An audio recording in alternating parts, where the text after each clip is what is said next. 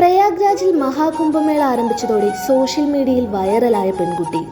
ഗോതമ്പ് കതിരിന്റെ നിറവും ചാരക്കണ്ണുകളും നിറയെ മുത്തുമാലകളും അണിഞ്ഞ ഒരു സുന്ദരി.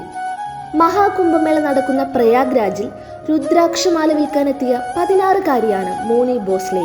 വ്ലോഗർമാർ മൊണാലിസയുടെ സൗന്ദര്യം ക്യാമറ കണ്ണിൽ പകർത്തി സമൂഹ മാധ്യമത്തിലൂടെ പങ്കുവച്ചപ്പോൾ നിമിഷ നേരം കൊണ്ട് മൊണാലിസ താരമായി. മെടഞ്ഞിട്ട മുടിയും മൂക്കൂത്തിയുമിട്ട് എല്ലാവരോടും ചിരിച്ചുകൊണ്ട് മാത്രം സംസാരിക്കുന്ന പെൺകുട്ടി ആരാണെന്നാണ് ഇപ്പോൾ സോഷ്യൽ മീഡിയ തിരഞ്ഞുകൊണ്ടിരിക്കുന്നത്.